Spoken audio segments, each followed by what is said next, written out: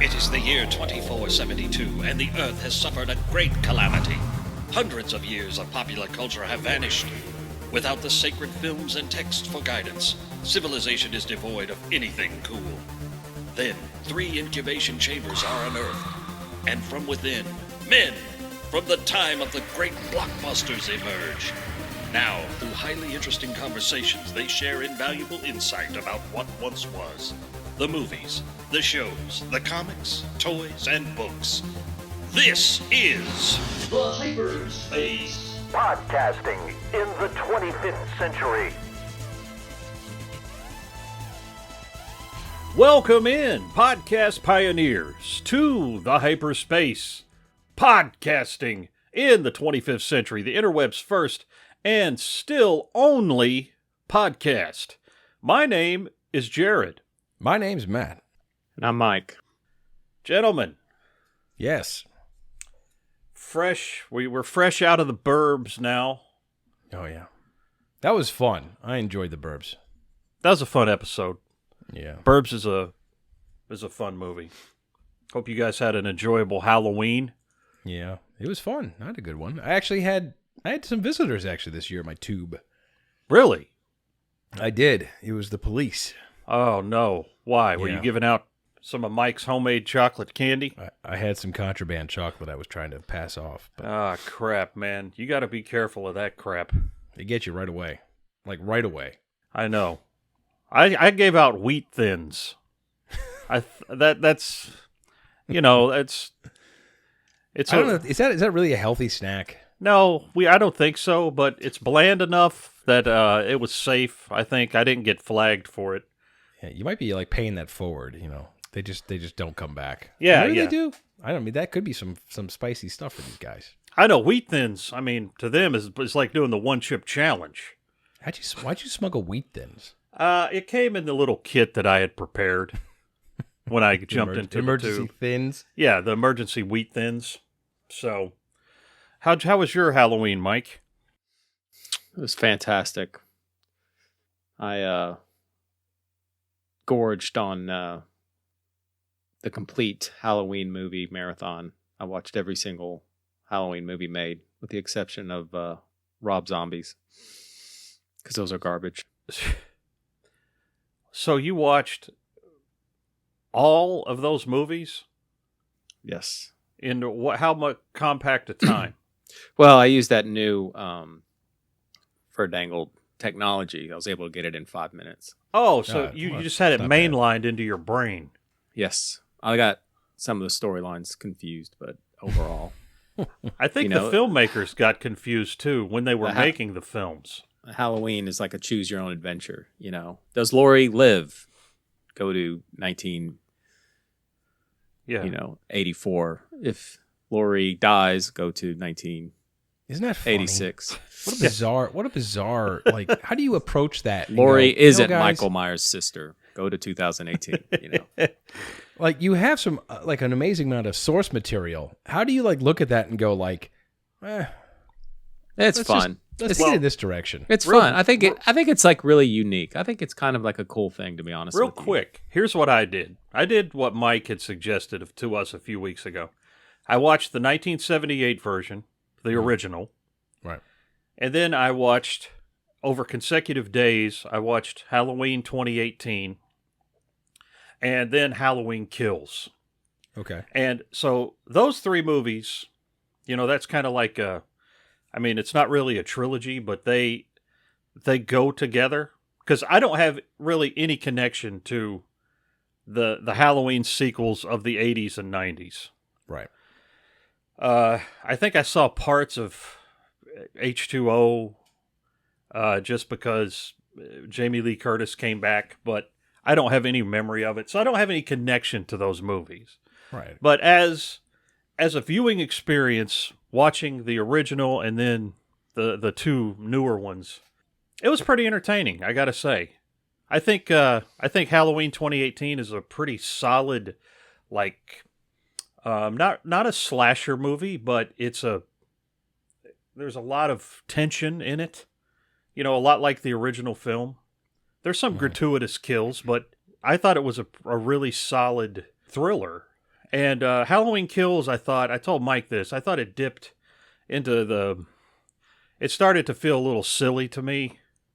Michael starts to become this unstoppable tank, slicing apart people with the fireman's jaws of life tool. And it was entertaining, but I think it was a step down from 2018. Well, like I said, it was a middle movie. Yeah. And it's going to really see how they bring it home. But I would like to make a correction. I think it's one of our first, actually. I like to make our first hyperspace correction. Oh, heck, what? That was not a CG Donald Pleasance. Yeah. That was makeup. And I just want to say that's the most makeup. That was the most makeup amazing. That was the most amazing makeup I had ever seen. That was most makeup amazing. It was. I couldn't believe that when I saw that it was actually makeup. I cheated. I actually got on surprised. YouTube and I watched some scenes like that with him, and you can't tell. It's No, you really can't. unbelievable. And it's funny now that Mike, I think we talked about this, Mike's people's brains are now being fooled into thinking they're looking at CG when it is in fact practical. I mean, we've come full circle now. Isn't that so crazy? It's amazing. But I mean, hey, congratulations to keeping the craft alive, to having that kind of skill with makeups and prosthetics that you can do that to somebody. I mean, amazing. They probably looked at it and said, can't we just do this with makeup? The way we're shooting him in the dark, there's a close-up or two, but it's mostly in the dark. Do we really need to spend hundreds of thousands, if not millions of dollars on a CGI recreation of Donald Pleasance? And the voice is almost spot on, too. Yeah. To me, the voice was what was a little off. Yeah, they're going to have that deep face Val Kilmer voice stuff coming in pretty soon. It's going to be widespread, and then everything will be indistinguishable. It's crazy, the technology. But well, there's a lot going on, though, isn't there? There is. And I'd like to jump into our first News from the Interweb segments in quite some time. Here we go. It's the news.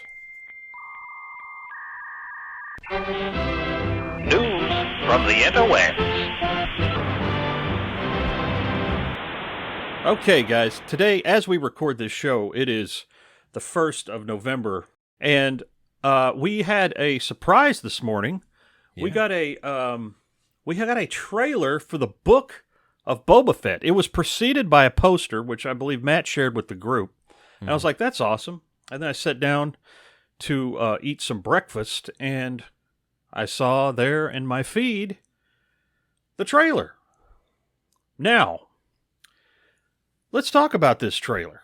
Matt, I think you were initially slightly underwhelmed. A little bit. I mean, there's a lot of anticipation for this show. Yes. And I am certainly not making any premature judgment on how the show's going to be. I mean, they left us with a amazing cliffhanger at the end of the Mandalorian season with what we saw in Jabba's palace. And, the trailer really just kind of takes what you learned at the end of the trailer and runs with it a little bit and sets it up a little more as him as the new head of that cartel or whatever organization he's setting up. Yeah. But I got to tell you, to me, it felt a little bit underwhelming. Now, maybe it was just because, look, it was a teaser. It was brief. They didn't touch on a lot of stuff, but I just felt smaller than I hoped the show would be. I didn't see really big, expansive stuff to make me excited yet. But at the same time, I'm going to just take a pause and just say it's just the first thing I've seen, and I know it's going to be great. It has to be great. Well, I trust the people who are in charge of this show are going to make it amazing. Well, I will agree with you that there wasn't that, we're so conditioned these days to have trailers that in the last 10 seconds of the trailer, they give you a hook. Right. They show you something unbelievable or big. Mm-hmm. And this one, they didn't do that. And to me, I think it says they're very, we don't have to show you that because we've got the goods and we know we've got the goods. So we're going to give you this little appetizer and that'll be enough until we bring you the main course. The things that I did like to see, a lot of original trilogy alien masks. People That's true. in masks. Klaatu's. Yes. You've got the Klatus, you got your I like Baratas, the Niktos. Bomar monk we saw at the very beginning. We got the Bomar monk The Bormer monk at the beginning. right that at the was cool. front, like kind of creeping along. And we Are got those is that name canon? I don't know. Is yeah, it- they were established in the Clone Wars, the Bomar monks. right. And then of course we saw an Ithorian, a hammerhead with a translating device. That was a cool scene. Yeah, I like that. And one thing I did notice, I mean, Tamora Morrison looks awesome, but he's no longer a scarred up mess. If you've noticed, in the trailer, he's bald, but his face is fairly clean, and his head. And now I'm thinking maybe he took a bath in a Bacta tank somewhere, perhaps. You know, like Matt said, the trailer doesn't show you a lot. There's a lot of meetings in people talking to each other. There is an action scene in a street where it looks like Boba's getting ambushed, but a great shot of Slave One, and there is a fairly expansive shot of a city that looks kind of like Jeddah from Rogue One. I'm not sure what that is. It looks like it could still be on Tatooine. I would assume this is based on Tatooine. Yeah, Maybe. and the only prediction I'm going to make is the shot of the Sand People in the sandstorm. I think that's part of a flashback. Maybe that's them discovering him. The armor and stealing it. Yeah. Look, the only thing I want out of this show, it can do whatever it wants. It can go any direction it wants. I'll go with it, as long as it gives me him in the Sarlacc and him getting out. I want to see why Bib Fortuna, deserved to get shot. I want that backstory, and anything else is just sauce for the goose. Well, I think you'll get that. I can't imagine that they wouldn't explain that in like the first episode. Can you believe that we're getting a Boba Fett show, though? I mean, an actual canon with Tamora Morrison Boba Fett show. I mean, are you kidding me? This is Ryan amazing. Johnson must be rolling in his grave. This is amazing. No, it is. I think I'm glad they didn't show us too much. I want to be. I agree. I want to be surprised. I mean, can you imagine if the Mandalorian had put Luke Skywalker in the first trailer? No, of course not. I mean, that would be madness. Considering with what they've been doing, I wouldn't be surprised if they opened with the scene from Jedi. Yeah, like recreated it. Yeah. You're absolutely right. And Favreau and Filoni have done the same thing with The Mandalorian. They don't give too much away in the trailers. They go up to a point, and then everything else you discover. So I trust in these two. This is the second golden age of Star Wars right now that we're living in, and I go with the flow. Yeah, I'm excited. Mike, did you have any overriding thoughts before we moved on?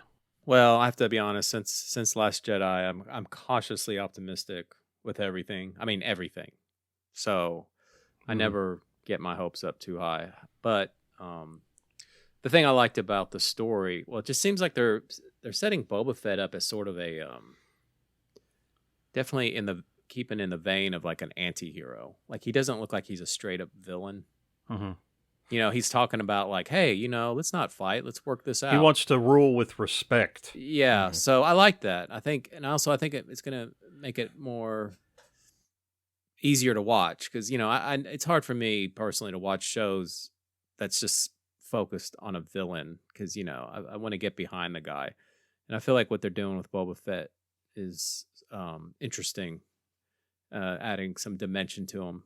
Yeah. I also like to see why, what changed him to be this way. I have to watch the trailer again, but I think one of the first lines that you hear him speak is that he doesn't really refer to himself as a bounty hunter, right? I don't think he thinks of himself as a bounty hunter. So, to Mike's point, it'll be interesting to get his take on himself to see, what his motivation in this universe really is. But it kind of stretches back to the Clone Wars when he was a kid. Even then, he kind of still he had limits. He wasn't comfortable doing certain things. Yeah. And so I don't know. I think I like the idea of the story that they're showing. So it didn't bother me they didn't show action because there's going to be action considering Robert. Rodriguez directed all of them, didn't he?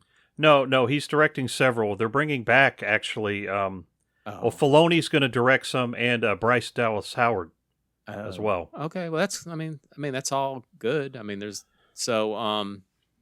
I'm looking forward to looking at it. You know? I hope it's as good as it could be. I did like his last line of the trailer where he says, Please, speak freely. I get the feeling if they do that, then he's probably going to... Well, I liked it too where she said how you were going to feed you Jabba's menagerie. And they're standing right on top of the... Exactly. Well, if you notice, look, take what you will from the trailer, who knows, with the teaser. They had the boardroom, the meeting room, where they're all sitting at the table. Yeah. And the next scene, they're all out in the throne room with them all on the on top of the it might be door. It might be a big feint for him being like, let's all work together. Yeah, it did sound very menacing when he said that. So we'll see. So no, exciting stuff. I mentioned this on our thread. The only thing is I think Ming-Na Wen, is that how you say her name? Yes. She's a very attractive woman, but she's not a super great actress.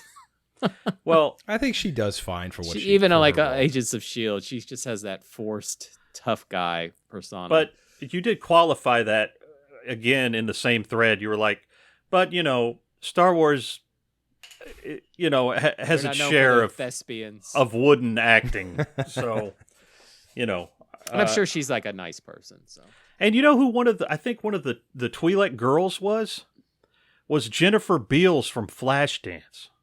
She's also 57 years old, and she looks like she's about 30. She's on the show? Yeah. And I think she's one of the Twi'leks that we see in the... And I saw a picture of her recently, and she looks like she's 30, which is crazy. The star from Flashdance? Yes, yeah. You know what else she was in? No. The Bride, who also starred Sting, who was also in the David Lynch Dune, which relates to... our Dune review. Yeah, that's true. But you missed something. What? We're going random first. But it's okay. You were close. So yeah, Book of Boba Fett starts December 29th. So we'll be talking about that. But first we're going to get a little random before we go to Arrakis. Random access memory. Okay, everybody. So if you listen to our Burbs commentary, Matt made mention of something when Tom Hanks and Art knock off the numbers on the Klopex house. Bees start coming out of the wood, and we made mention of it's just like Jared's house, and they proceeded in the movie to try to douse each other with the water hose to keep the bees off of them. And this just reminded me of something that actually happened when me and Matt, we were... So, in 2004, down in Florida, me and Matt were about to leave town. We were going to be traveling with our work up to Nashville, Tennessee, because there were several large hurricanes bearing down on Florida. And we were trying to board up my house. Well, the front of my house, there has a bay window that sort of protrudes out a little bit. And underneath the bay window outside, some bees had decided that's where they were going to create a hive. Honeybees. And so we were looking at the bay window trying to figure out how we were going to board it up. And Matt's like, whoa, there's like bees all over the place here. They were like everywhere. Yeah. But at first we couldn't figure out where they were coming from. We're like looking up in the palm tree. We're looking at like all the unobvious places as we're standing by like the cave underneath his bay window. And we are literally, 10 inches away from where all these bees were. And they weren't stinging us, but they were all around us. Mm-hmm. So we were thinking, oh man, well, we gotta board up these windows before we leave. So what the heck? So, But they were like becoming like you couldn't get near the window after a while. yeah, It was because it they was had that bad. We were disturbing them being so close, and it had stirred them up. So we had the idea that we would go to Home Depot or something and buy these bug bombs. Of course, that'll work. Of course. And the bug bombs are these aerosol cans that you sit, and they just spray out. They're supposed to be used indoors to in closed places. Yes, to so the poison kills the insects. Well, we start tossing them. I don't even know if they were even rated for bees. No, they weren't. They Like weren't. ant bombs. It was like ants and fleas and roaches. But we thought, hey, why don't we just let's activate them and throw them underneath the bay window. And it was like we were throwing these smoke bombs underneath my bay window. It looked like a scene out of Platoon. And the only people getting gassed were us. I know. We were like coughing and hacking, and the bees were You know not how smoke dying. works. Huh? You know how smoke works. It dissipates. Yeah, I know. But we rolled them underneath How the bay window. Look, it was like there was a spot for it to accumulate. I mean, look, it was never going to work. And so it just made them angry. So I think they're trying to kill us. But to get prepped to even get close enough, I was covering Jared with the hose. He trying to spray them away from him, just like the burbs. And he was trying to get right under there, and I'm like, he was spraying the bees with the water hose. Which guess what the bees were doing? Getting really angry and getting worse by the second as he's trying to like throw grenades underneath his house. None of that worked. No. So it was terrible. We ended up not boarding up the bay windows. We just said, screw it. Well, we got $10,000 worth of damage, but the bees are okay. So They survived the hurricane. Eventually, the bees were taken care of by a professional. And me and Matt, we failed in our exterminator exploits. It was miserably failed. That was terrible. I mean, I remember thinking as Matt is sitting there shooting a hose at my window and trying to keep them away from me. I was like, this is the stupidest thing anyone has ever done. I remember there was like a 10-year-old kid on his bike who rode by a few times watching what we're doing. It must have been the biggest bunch of clowns trying to get these bees out. Yeah. So that was our bee story. Yeah, it's like the burbs. Well, but I just want to say, to pile on that, you haven't lived until you've run over a yellow jacket nest with your lawnmower. Oh, I have done that as well. I've done that several times because there's no way you just don't know until you're like, why am I in agony all of a sudden? I got stung 36 times one time. I now got it. Okay, you trumped me. I never got I had him chase me in my house. Okay. I had to go to the emergency room. Wow. Oh, that's rough. And they gave me shots of adrenaline and stuff, and my hands swole up like, remember Captain Kirk's hands in the Star Trek reboot? I can fix that. That's what my hands look like. Did you not run? Yeah, I did, but I was mowing this old lady's house and she wasn't home, so I ran to her neighbors and was like screaming, and I stripped down to my underwear. I stripped down to my underwear in this guy's garage, and he's like knocking the bees off Get the hell out of my house. They went up my back, and he's like stepping on them and knocking them off me. This is better than your bee story. I was 18 years old. I remember. It happened the year I graduated high school. And this guy had to call my mom to come and get me, and she took me to the ER. I was just like, my hands were all fat. I couldn't make a fist. It was terrible. Yellow jackets are rough. No, man, they are evil. mean. They are Yellow mean. jackets are evil. They are aggressive. Later that day, we went back to the scene of the crime, my father and I, and it was so satisfying. he just burn it. he dumped gasoline. Yeah, He emptied like half a gallon of gasoline and dropped a match in there. Oh yeah, And the best. boom. He went to Vietnam. He was in Vietnam. Yes. So he knew what to do. But anyway, good grief. He avenged his son. That's a great story. That's a happy ending. This story is not nearly as good as that one, but I might have told this on the podcast at one point. But in Connecticut, when I was a kid, I was like, I don't know, 10 years old. It was like early winter. The snow hadn't hit yet, but it was cold outside, colder. It was like late fall. And I was playing outside with my brother, my twin brother, and you got several layers on, and your kids. And my brother was complaining that he got stung by something. He's like, I got stung. And he ran inside. So I went inside too. And he's in there, and my mom's trying to figure out where he got stung. And she like opens his jacket up, and like a yellow jacket flies out. So she's like, okay, we found it. Oh gosh. So she takes his jacket off, and like 10 more fly out. Oh my god. And now she's like freaking out. And then they're all over the kitchen. So he starts like dancing around. He starts going, he's like, I think they're in my pants. Oh, is it on his penis? No, it wasn't on his penis. But they were all in his pants. And okay, long story short, as he's standing outside doing whatever he was doing, he was standing over a nest. Oh, and God. they were crawling up his legs. Oh my gosh. And getting into all his clothes. I'm gonna have nightmares tonight. And he took his pants off, and there were dozens of these things. No. And he only got stung once. That's That's one a on, like, the miracle. neck. That's an act of God. But they were everywhere. They were everywhere. I'll never forget that in our kitchen. But we were like finding these things for like a week. But only got stung once. Crazy. That is. Oh my gosh. Yeah. He should have like played the lottery after that.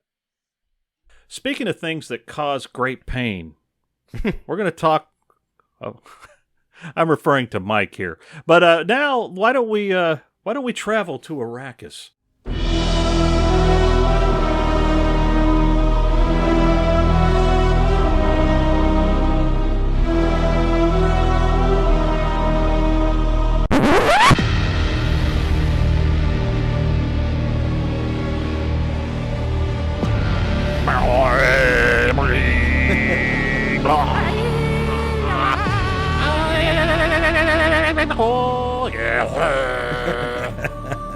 That's Dune. Long awaited. Okay. Long awaited. That's Hans Zimmer's score. That's our dramatic reenactment of his score. Okay, so now between the three of us, I am by far the Dune novice. I'm the Dune layman. You guys are way more. I think Matt is probably he's the Jedi Master here.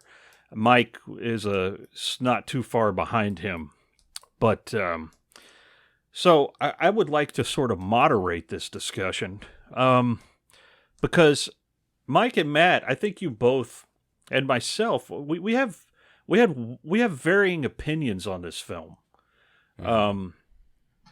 I've watched it twice now, and for me, for the layman. And by that I mean I've read the original novel twice. I've seen the sci-fi miniseries, and I've seen David Lynch's film several times. I liked it. I thought it was good. I was wondering if it was going to be difficult to follow. I didn't think it was. I thought they put all the pieces on the board in a way that was easy to understand.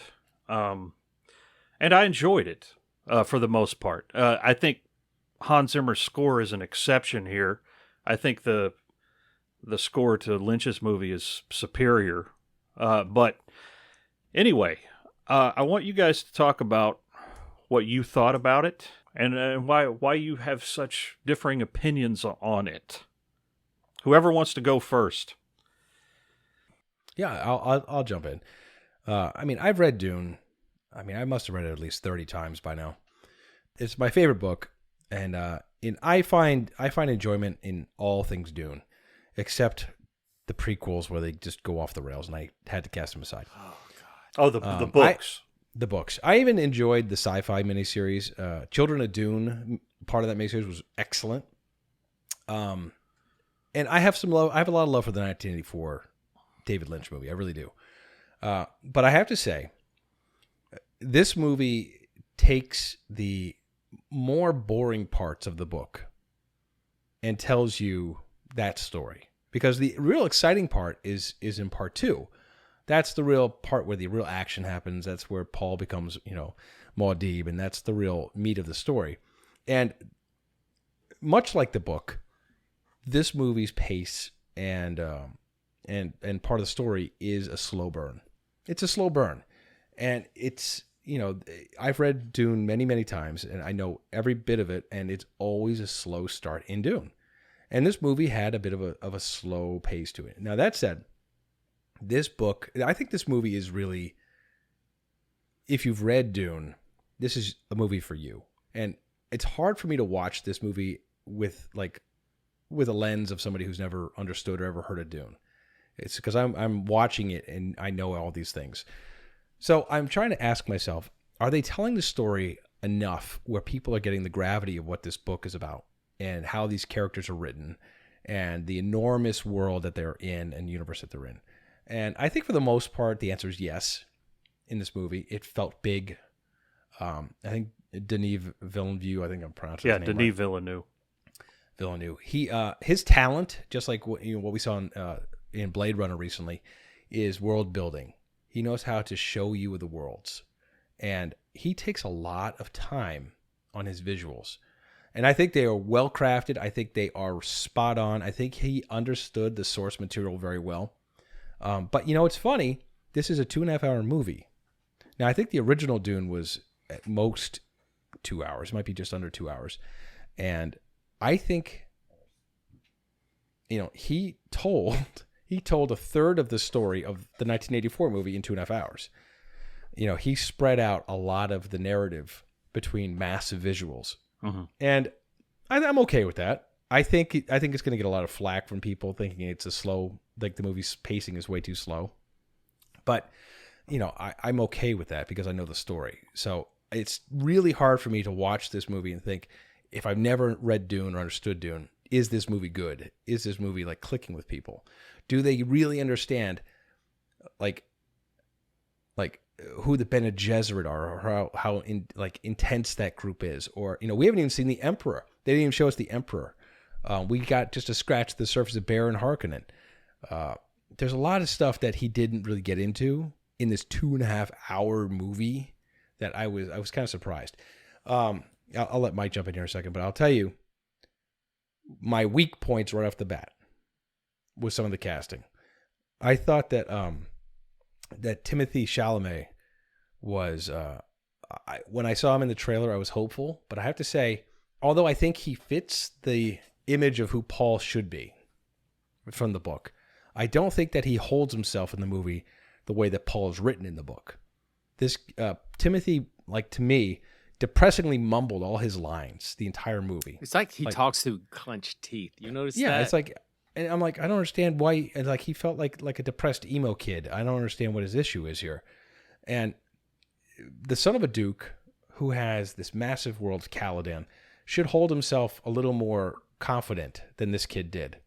And I'm not saying that in 1984's Lynch movie with Kyle MacLachlan that Kyle was the right choice because Kyle was way too old to be Paul. Yeah. But Kyle held himself, I thought, as Paul maud'dib much better so far than I've seen Timothy.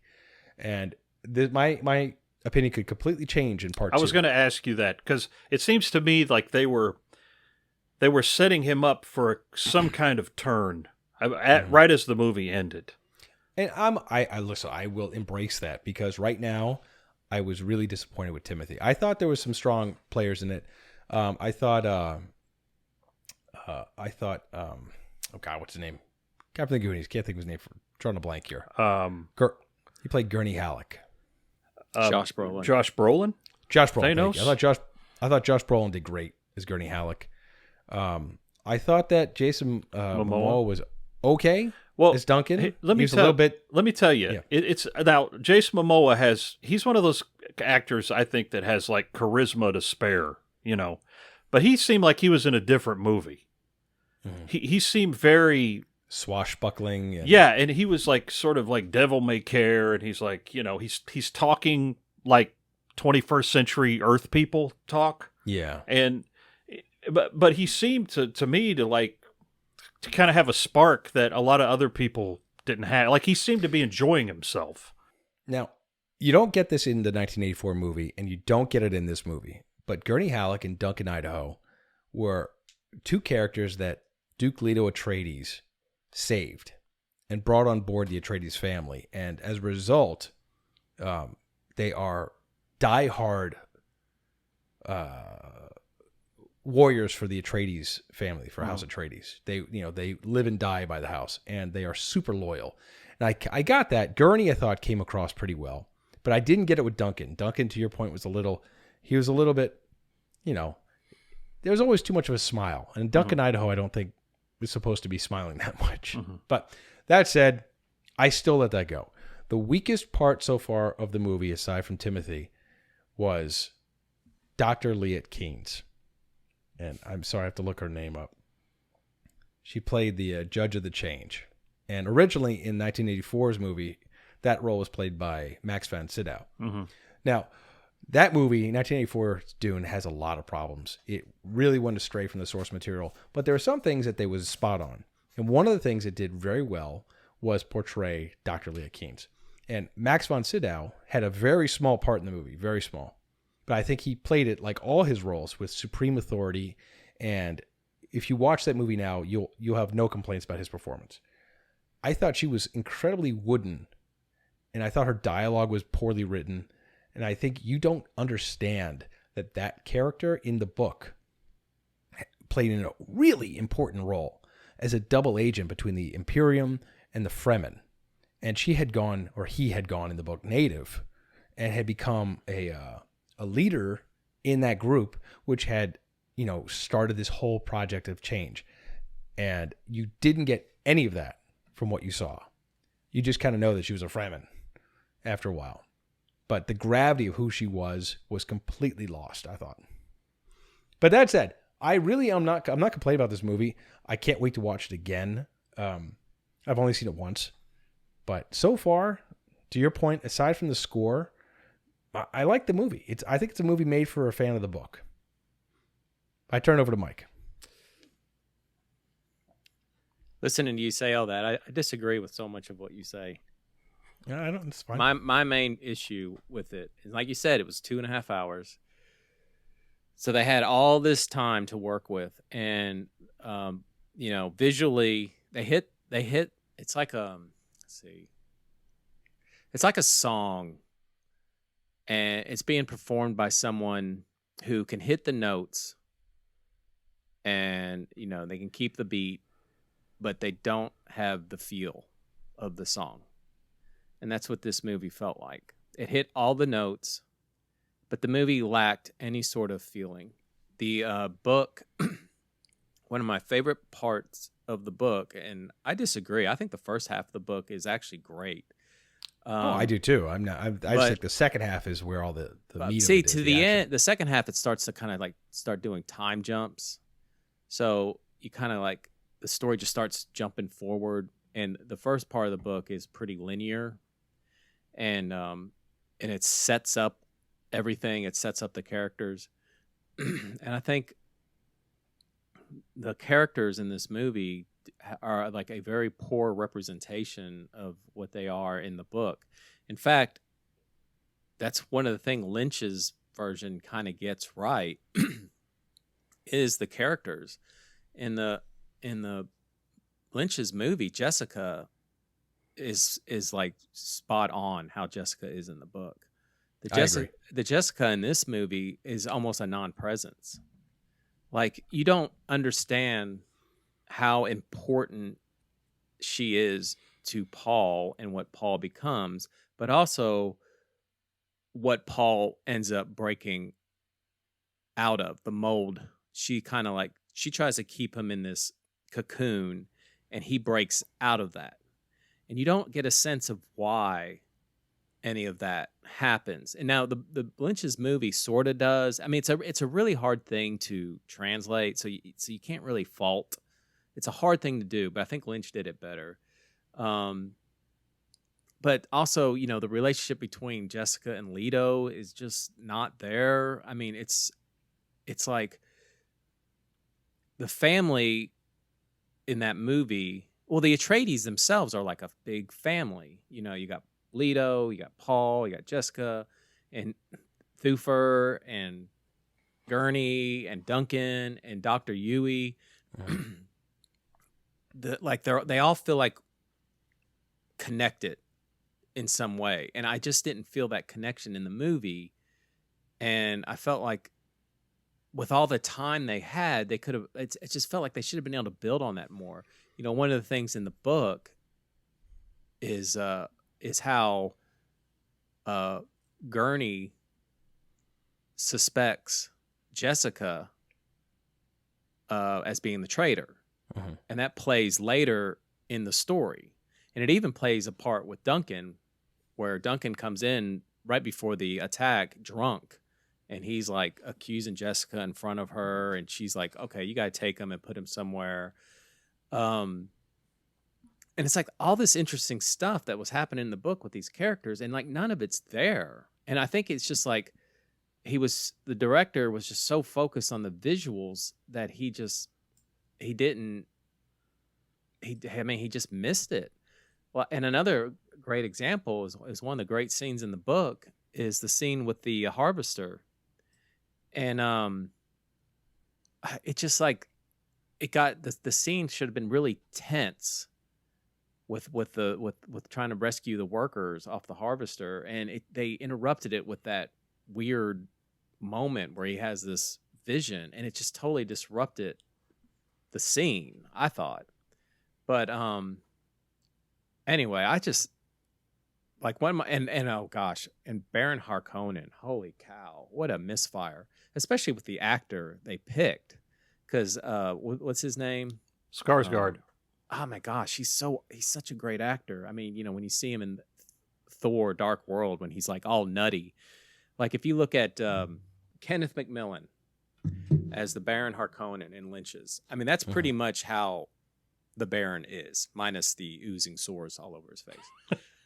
But that boisterous, loud, flamboyant, but evil, just evil. Instead, what we get is just this blob. It's like he reminded me of Kurtz in Apocalypse Now, only minus any charisma whatsoever. Yeah, you're right. I agree with that. And it's like, why? Why did they do that? I don't understand. I mean, Skarsgård could have done that. But instead, they just had him. I'm like, what? And then it felt like they were doing these weird homages to David Lynch when they were on what was the planet for the Sadakor? The prison planet. Salusa Secundus. Yeah, where they were doing the, you know, like the guild representatives at the beginning of Dune. Like, I'm like, and it was, I don't know. I just like, I think it was all style and no substance, and that awful music didn't really help. But it was like they were, like I said, they were hitting all the notes, but there was just no feeling in it for me. All right, so pause on that right there on the music. Now, we talked offline about. Now, look, there's not that much to compare out there with Dune. You've got the '84 Lynch movie, and you've got this, and you've got a miniseries from Sci-Fi, which is kind of forgettable. You know, one thing that we were talking about was the music, the score in David Lynch's movie was actually very good. Yeah, by Toto, and it had a mysticism to the music. It was very big, yes. And it got a little 80s with a lot of electric guitar, but it worked. It worked. But where it wasn't electric guitar and it was still the straight score of a symphony playing, it was beautiful music. And it set this story up to feel bigger than maybe you were being shown. The music never failed that movie. And I think it just helped build that atmosphere very well. Now, if this movie had that, now I'm not saying that score, but a score that did the same kind of job as the '84 Lynch movie, Mike might feel a little different about this movie. It might have carried it a little better. I don't think so. It was all in the characters. The characters are just flat. Dune, in the book, Dune, Arrakis as a planet is wrapped in a lot of religion, a lot of mysticism. There's a lot of things that have been set up about Dune, and that's kind of lost in this new movie.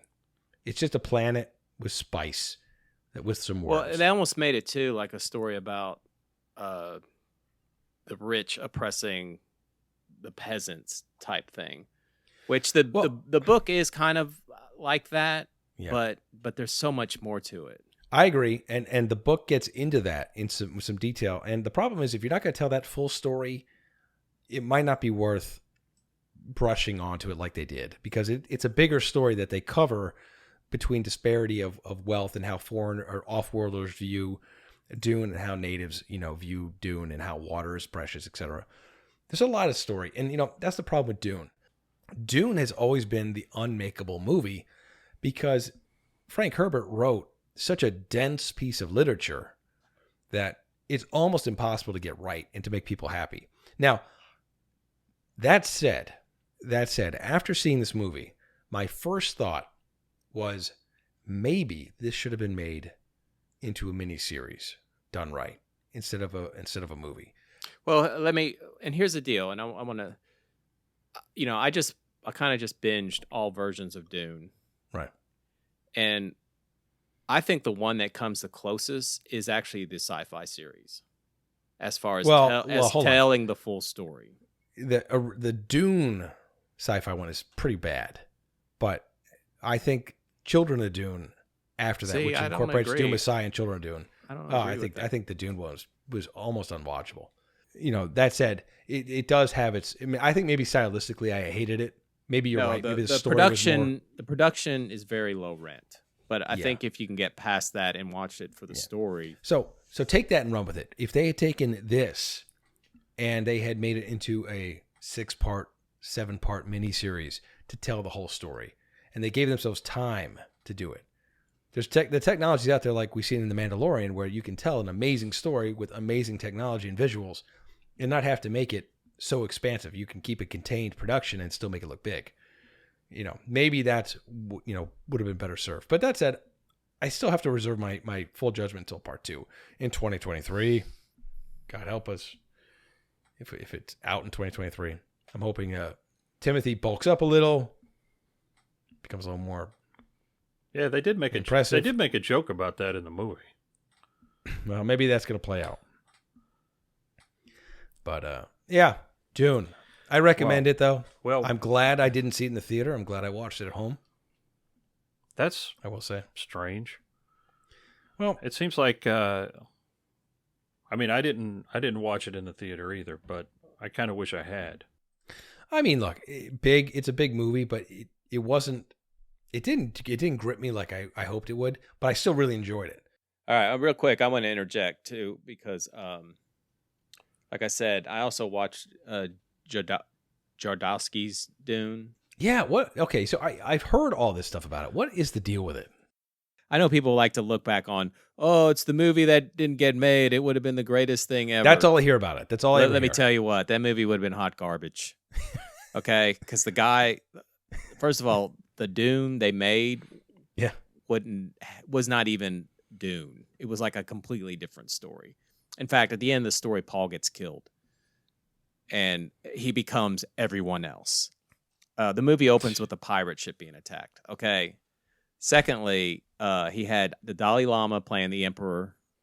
He had Orson Welles playing Harkonnen. Look, he's if you look at, and they showed clips from his other 2 movies that he had made before. One had where the director starred in it as a cowboy, and he was walking around with a naked little boy. I mean, like an actual naked little boy, who was his son. So, that movie would have sucked. Now, what was interesting about that is he got Dan O'Bannon, Mobius, and H.R. Giger to work on that movie. All of whom, which would go on to work on Alien. So there is something to that, but I'm telling you, you watch that documentary and then you tell me if you think that would have been a good movie. I'm gonna watch it. It's on my you list have now. to share that with us, Mike. Okay, Leto was castrated. So you know how Jessica gets impregnated? She takes a drop of his blood, turns it into semen, and then puts it in her vagina. I think that's how it works, though, right? I mean, that could work. First of all, why is Leto castrated? Oh, yeah. Oh, Mick Jagger was Fade. Oh, that's right. I did hear that. Ugh. Yeah, the movie would have sucked. One thing that I mean, Now, I would have liked to have heard Pink Floyd's score for it. I will say that. We make fun of this a lot on the podcast. The internal narrative. I thought Sunan by himself. Exactly. That the Dune 84 movie is replete with. And it is worth making fun of for it, too. But, thinking back, they used that device to move the story along and fill in pieces that weren't going to be, acted out. Sure. And I'm not saying it was the best device, but it worked for the movie. And this movie was I think it would have missing one worked of if those they'd devices. used it more sparingly. Because, oh my gosh, anytime anyone turned around, who's that over there? Hey, how are you doing? It's the Farhamat. I wonder what he wants. His shoes like he knows how to tie. I'll his ask shoes. him. What do you want? But you're right. But this movie, I think, could have benefited from some kind of device to help move the plot along, because there's so much to tell about Dune that isn't worth seeing, but the audience needs to know somehow to build the gravity of what it is. And it didn't have that. So I got to watch it again. I'm not saying I'm turning on myself here on this movie, but actually talking it out with Mike, I think I need to watch it again to see if I. Well, I don't want to kill really it did for enjoy it. anybody. I mean, if you liked You it, killed it, Mike. I'm glad. I'm glad you liked it. I think I have very sound reasons. I tell you what I did think he got right were the visuals. All the visuals I think were really exciting. I liked the hunter seeker scene was right on. I think the ornithopters were exactly as Frank Herbert described them. I will. Yes, because if I don't know what that thing was in Lynch's.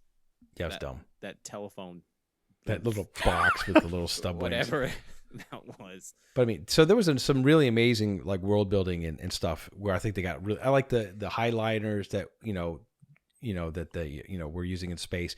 Very cool visuals. I will say, I think the worms in Lynch's are the best worms. I agree. I liked them better too. Because that thing that popped out of the earth, I don't even know how it closes its maw. It's just full of whatever the hell those things. It was like a whale. It's also supposed to. If you look, the way the teeth are oriented and the way that it kind of closes and goes in and out, it's supposed to be like the iris of an eye looking at them. So, I'm just saying that's the stylistic choice they made there. But I agree. I actually like Lynch's worms better. So far, we'll wait to part 2 where we really start to see a lot of worms. It's going to get all wormy. So yeah, I think what I'm going to do is my dad, sci-fi fan. He doesn't really have any connection with Dune, so I'm going to watch this movie with him because like I've talked about on the podcast, he got into Tolkien, late in his life, and now he's read everything. I gave him the most recent Tolkien book, The Nature of Middle-earth, for his birthday, and he tore through that in like 2 days.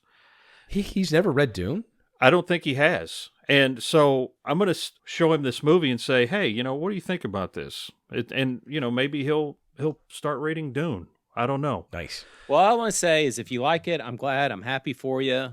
I don't want to take that away from you. I'm just saying, for me personally, it didn't work. No, I think you totally made your case. I mean, I don't think anybody's saying you're just, crapping on the film to crap on it.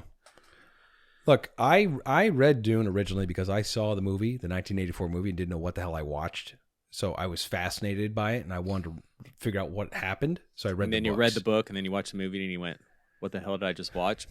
Well, I always read the books with Kyle MacLachlan in my head as Paul Maud'dib. I did too. I couldn't get him. I mean, it's always be Paul. It. You can't. But Dune is an amazing novel. It's an amazing series of 6 books, and it gets completely weird and completely strange, and it's a wonderful, wonderful universe. And I recommend it to everybody to read it.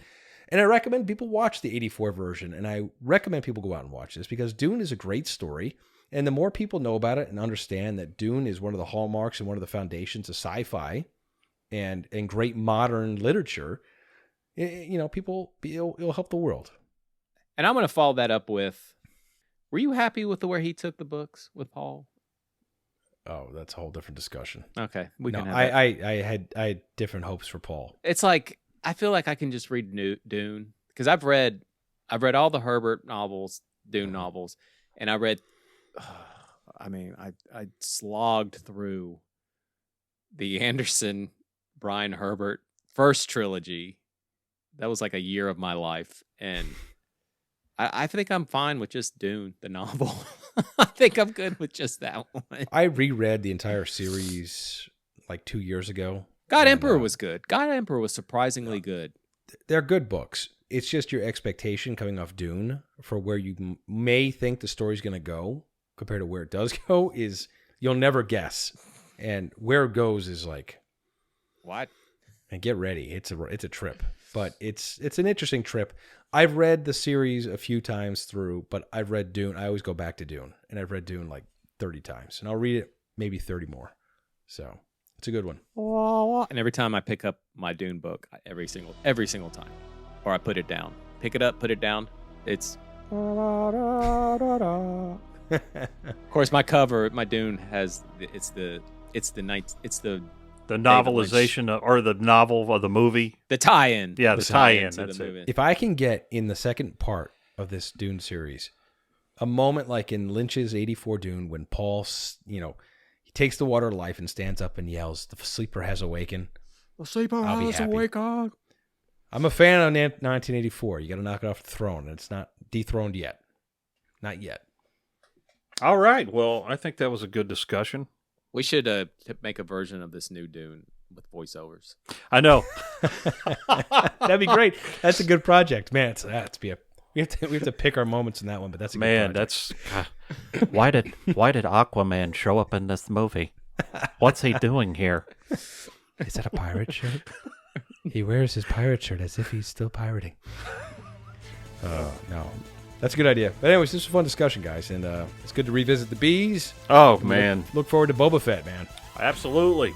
And we look forward to you joining us again next week, because we're going to be back on Monday next week with a brand new episode of The Hyperspace that you don't want to miss. So come back and see us. You know you can't live without this content. So subscribe to The Hyperspace, podcasting in the 25th century. Follow us on social media, leave us a review, and join us next time as we take you into the 25th century.